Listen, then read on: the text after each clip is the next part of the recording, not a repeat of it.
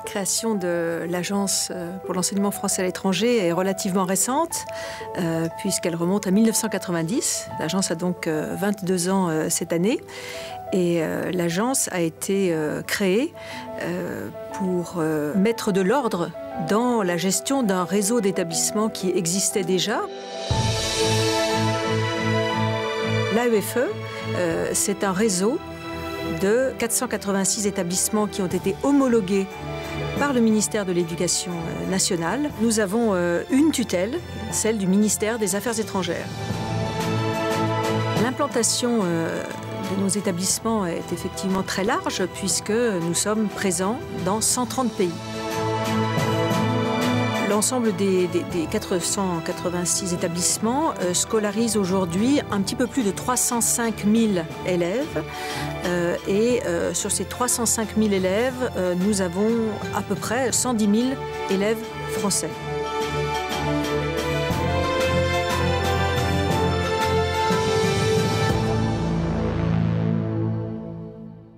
Il y a une demande énorme d'éducation et en particulier d'éducation à l'excellence.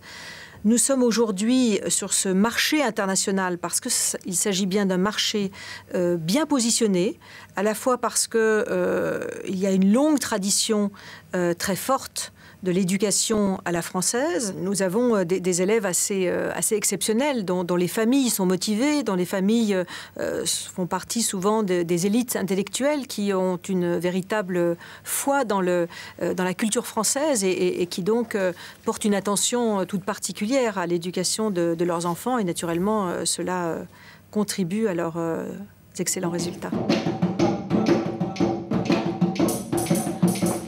L'art et la culture occupent une place très importante dans nos établissements, surtout dans les établissements qui ont la chance d'être situés dans des pays où, je dirais, il n'y a qu'à regarder autour de soi pour avoir une offre culturelle de très grande qualité.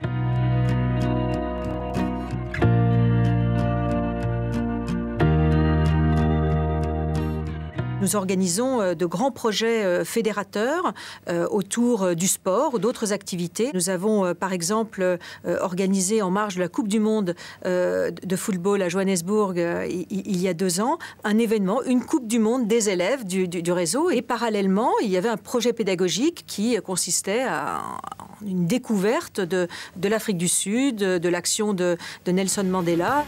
Je déclare ouverte la première session ambassadeur en l'air de l'Élie.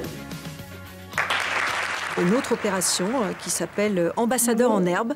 Nous voulons essayer de faire de nos élèves eh bien des ambassadeurs et donc leur apprendre à non seulement à communiquer mais à débattre avec un système de traduction en plusieurs langues en parallèle sur des sujets d'actualité et nous allons les convier l'année prochaine à l'UNESCO à Paris.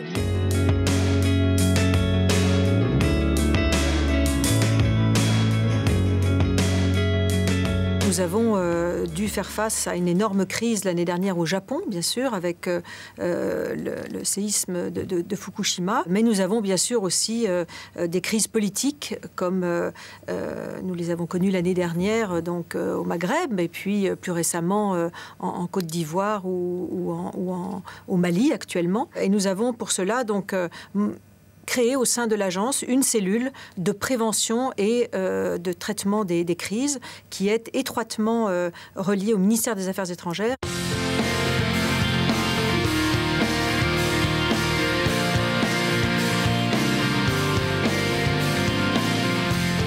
Nous avons donc créé l'association Anciens des lycées français du monde, qui est une association qui fédère donc l'ensemble des associations d'anciens élèves, puisque, comme vous le savez sans doute, nous avons parmi les anciens élèves du réseau des personnalités tout à fait remarquables qui exercent leur talent dans le domaine public, dans la politique. Nous avons des ministres, des présidents, nous avons aussi des stars de cinéma, nous avons des grands chefs d'entreprise.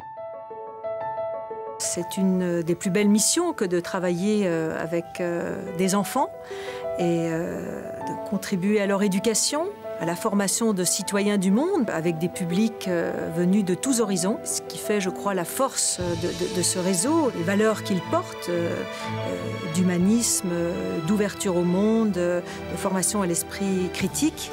Et je terminerai par cette belle formule empruntée à un poème de Victor Hugo qui est que la plus belle chose, c'est d'allumer la flamme dans l'esprit des enfants. Et lorsque, au gré de mes déplacements, je la vois briller dans leurs yeux, je trouve ça magnifique et c'est une très belle récompense.